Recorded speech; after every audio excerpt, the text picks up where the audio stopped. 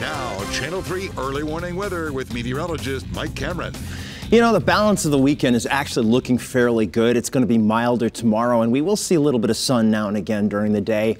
But we also have the chance for a few showers tomorrow. Some fleeting little flurries, maybe an isolated spritz, but it's not going to amount to anything.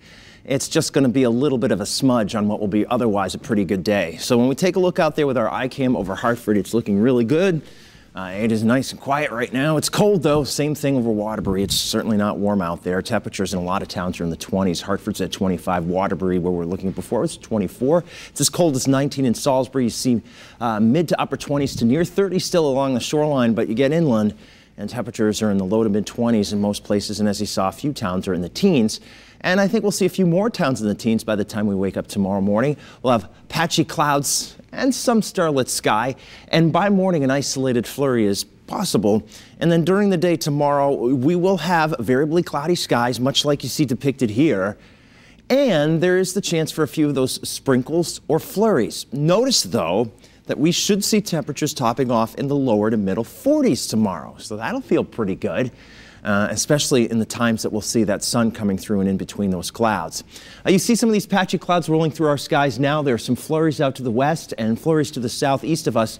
We're kind of in the drier in between there in terms of the flurries, but farther to the west there's a more robust storm system we've already pointed out that will move mostly to our northwest, but offer us at least a slim chance for a few isolated showers or sprinkles or flurries. So when we go on in time to Sunday morning, here's about 7 o'clock in the morning, you see a lot of clouds, some limited sun, and there's that isolated flurry hinted there, or sprinkle, one or the other.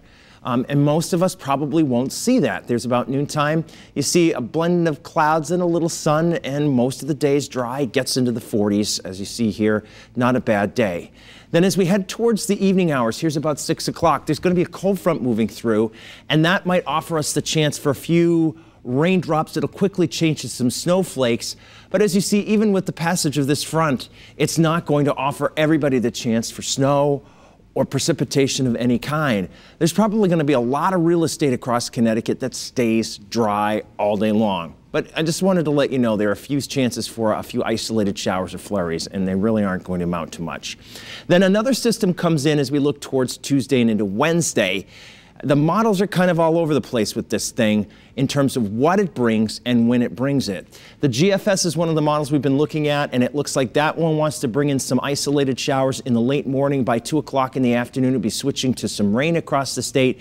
And then as the storm is swinging through Wednesday morning, we might see another quick bout of snow right for the morning commute that might accumulate a little bit. And then most of this is gone, and then much colder air sweeps in.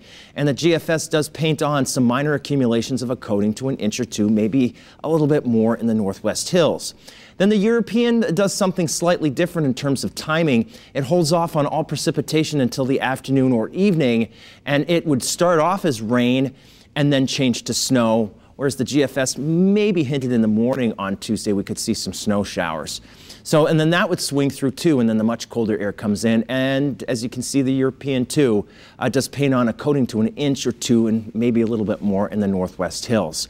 So either way, if it comes in Tuesday morning or if it waits until Tuesday night and into Wednesday morning, the storm system is not going to amount to much, but the end of it does end as snow, and then as colder air is coming in on Wednesday, I think the most impacted time with this might be Wednesday morning's commute, with what could be a little bit of freezing up of a minor coating of slushy snow.